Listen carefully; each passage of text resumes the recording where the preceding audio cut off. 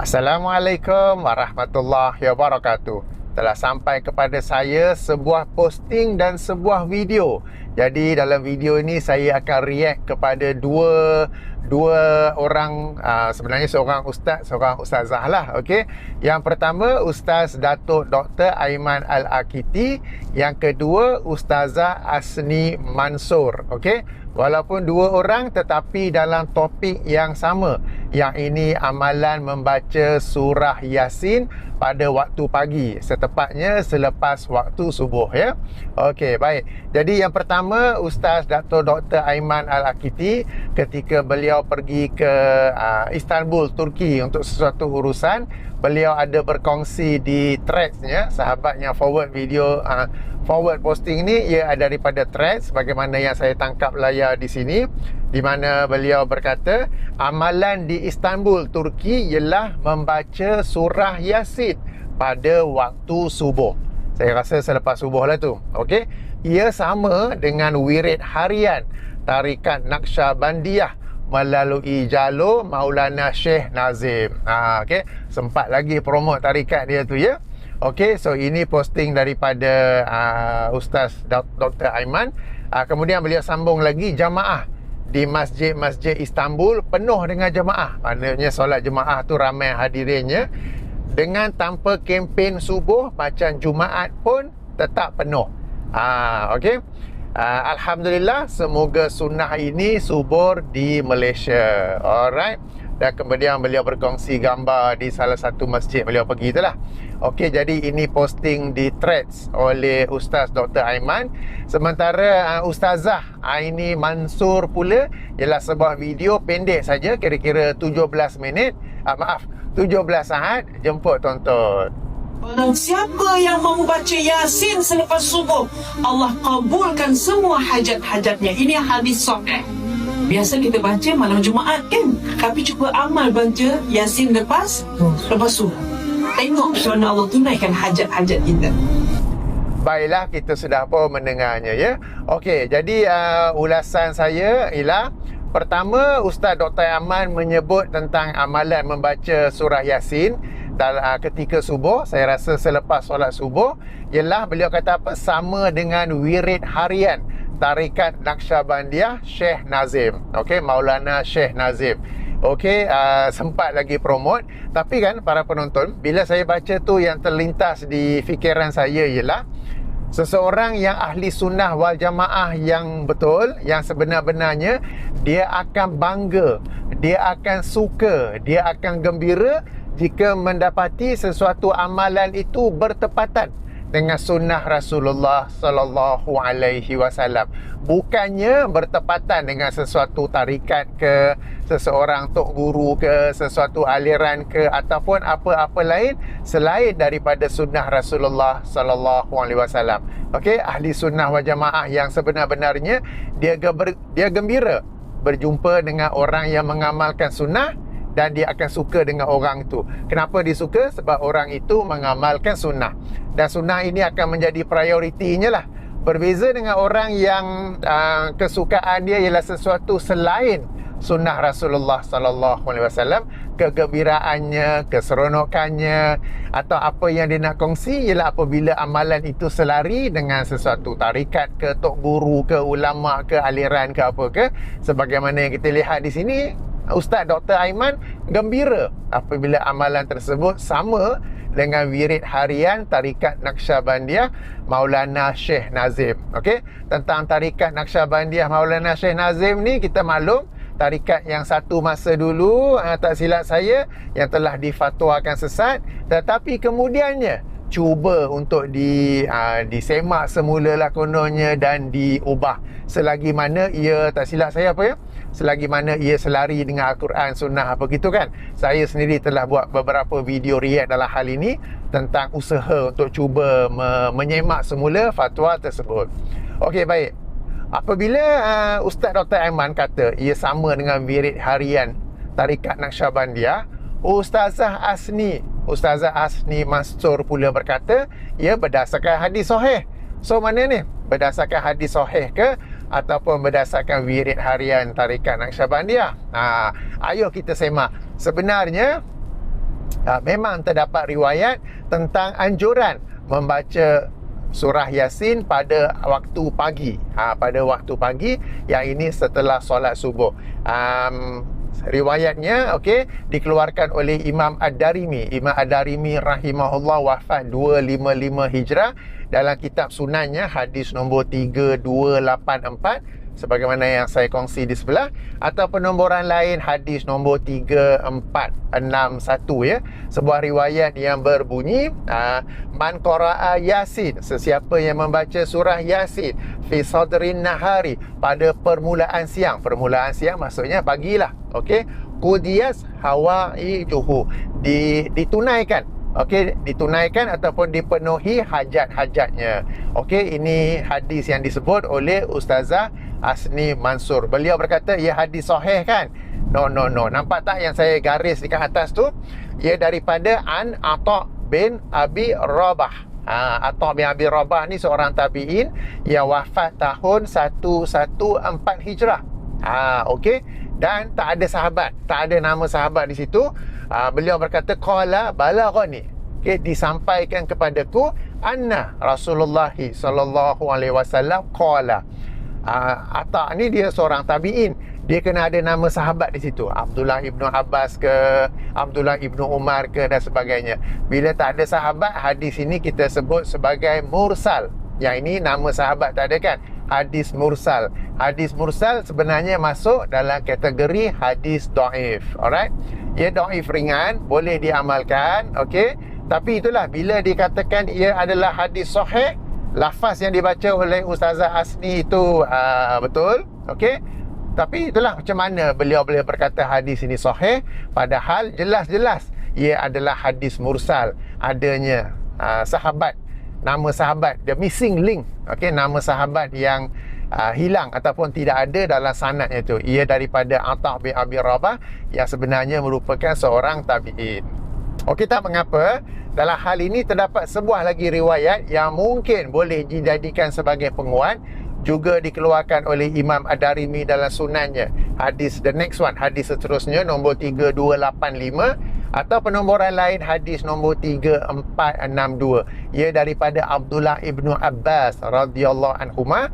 Dan ingat ya, qala Ibnu Abbas. Jadi ini adalah kata-kata Ibnu Abbas.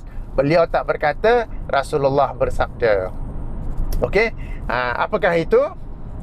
Man qara'a Yasin, sesiapa yang membaca surah Yasin.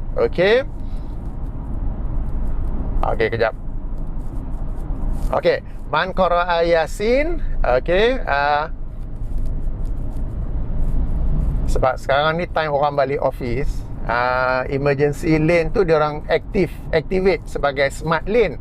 Lalu motor yang biasanya guna lane emergency tu, mereka kat tengah-tengah ni, di lorong biasa. Dan kadangnya tu dia itulah, kita pun kena perhatikan motor tersebut. Man qara'a Yasin hina, tak apalah, saya terjemah terus. Sesiapa yang membaca surah Yasin pada waktu pagi,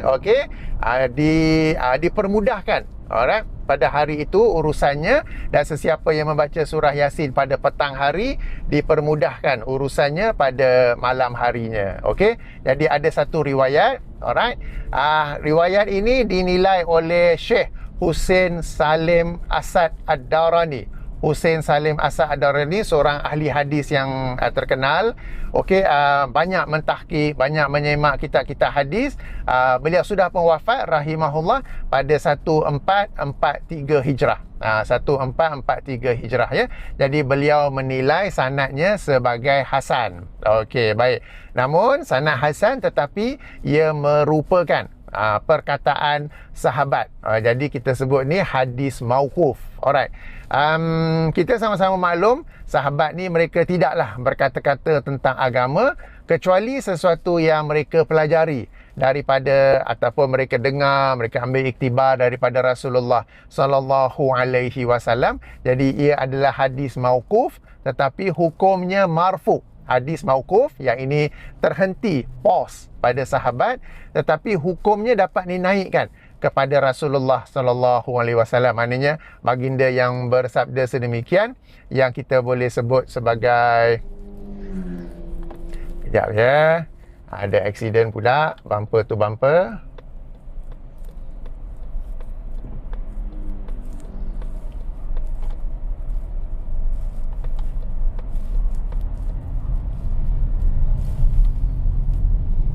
Okey. Boleh diangkat sebagai sabda Rasulullah sallallahu alaihi wasallam. Ini yang dimasukkan dengan hadis mauquf tetapi hukumnya marfu. Okey. Sesiapa yang baca surah Yasin pada waktu pagi dipermudahkan urusannya sehinggalah ke waktu petang, dan sesiapa membacanya pada awal malam dipermudahkan urusannya pada waktu malam sehinggalah subuh. Okey. Tadi saya pun tak sempat baca dengan betul. Okey. Jadi ada hadis daripada Abdullah ibnu Abbas yang macam nak sama dengan riwayat pertama tadi yang mursal itu, yang ini ditunaikan ataupun dipenuhi hajatnya. Okey. So nak kata sahih tidak, nak kata hasan, para pentahqiq macam Syekh Hussein Saleh Asad Ad-Darani pun tak kata hasan. Saya pun tak berani nak nilaikan hasan. Cuma saya kata riwayat pertama itu ia adalah mursal, tapi ada penguatnya daripada kata-kata Abdullah ibnu Abbas yang hadis tu mauquf, sanadnya hasan, tetapi boleh jadi hukumnya marfu'. Yang ini merupakan sabda Rasulullah sallallahu alaihi wasallam. Macam mana pun riwayat ini ia bukanlah sesuatu yang dhaif jiddan, bukannya maudhu', bukan tiada asal usulnya, maka boleh diamalkan. Cuma alright, di sana ada sesuatu yang lebih kuat daripada ni. Yang ini zikir pagi dan petang. Zikir pagi dan petang, maka hendaklah kita memberi prioriti, keutamaan kepada apa yang lebih kuat, seperti dalam kes ini zikir pagi dan petang. Kemudiannya juga, kalau nak baca Al-Quran, katakan dia baca zikir pagi, dalam kes ini zikir pagi dah habis baca, kemudian dia nak baca Al-Quran, sudah tentu boleh. Namun yang sahih tentang Al-Quran ialah seluruh Al-Quran itu ada manfaatnya, seluruh Al-Quran itu ada ganjarannya sebagaimana yang disebut dalam hadis-hadis yang sahih. Jadi ayuh kita biasakan diri membaca seluruh Al-Quran tanpa dikhususkan kepada surah Yasin sahaja. Okey, tanpa dikhususkan kepada surah Yasin saja. Sebab macam saya pernah sebut dalam video-video saya sebelum ni, bila dikhususkan kepada surah Yasin saja, sebagai orang dia tahu baca surah Yasin saja. Bukan sebab dia tahu baca, tapi sebab dia dah biasa ikut. Sebab bila dia orang baca ramai-ramai kat masjid tu, dia orang baca berjemaah, dia pun dah biasa ikut, dia pun ikut je lah. Tapi kalau dia seorang-seorang, dia tak tahu baca. Dan ada juga kemungkinan lain, dia hanya tahu baca surah Yasin tu bila ada buklet kecil surah Yasin tu. Bila buklet tu tak ada, yang ada ialah mushaf Al-Quran, dia tak tahu cari surah Yasin tu kat mana. Dia tak tahu Yasin tu surah nombor 36. Okey, orang yang dah biasa baca surah Yasin berdasarkan buku kecil, buklet Yasin tu, dia tahu yang itu je. Bila kita bagi dia mushaf Al-Quran, dia tak tahu mana nak cari surah Yasin tu, sebab dia hanya tahu Yasin berdasarkan buklet kecil. Okey, macam mana pun ayuh kita ubah satu kebiasaan ini daripada baca surah Yasin saja kepada membaca seluruh Al-Quran itu. Okey, tak kisah satu hari satu muka surat, satu hari dua muka surat. Kalau guna app dalam phone ke dalam iPad, satu hari 20 ayat, satu hari 40 ayat. Kalau sibuk sangat, satu hari 10 ayat, asalkan baca. Alright. Okey, so ayuh kita ubah kebiasaan ini, alright, kepada membaca seluruh Al-Quran sekadar mana yang mampu. Jangan dibataskan kepada surah Yasin sahaja. Okey, Allah SWT mengurniakan, menurunkan 114 surah. Kenapalah kita hanya nak baca satu surah itu sahaja. Okey, jadi tak apalah. Menarik ya, saya pun terfikir, apabila Ustaz Dr. Aiman berkata sama dengan wirid harian tarikat Naqsyabandiyah pimpinan Maulana Syekh Nazim, dia tak tahu ke sebenarnya ada hadis dalam hal ini. Okay. Meskipun hadis itu dhaif, tapi kita maklum mereka ni hadis dhaif pun okey saja. Kan, tapi itulah, sama ada dia tak tahu atau dia tahu tapi macam saya sebut tadi, prioritinya, keutamaannya ialah apa yang dilakukan oleh tarikat kesukaannya. Saya tak tahu dia ikut ke tak, yang ini tarikat Naqsyabandiyah Maulana Syekh Nazim. Okey, jadi tak apa, ringkasnya dalam hal ini memang ada hadisnya tentang membaca surah Yasin pada awal pagi. Okey, memang ada riwayatnya. Yang satu itu mursal, yang kedua itu hasan, tapi kata-kata sahabat yang mungkin boleh diangkat kepada sabda Rasulullah sallallahu alaihi wasallam. Setepatnya dalam istilah ilmu hadis disebut hadis mauquf, tetapi hukumnya marfu'. Alright.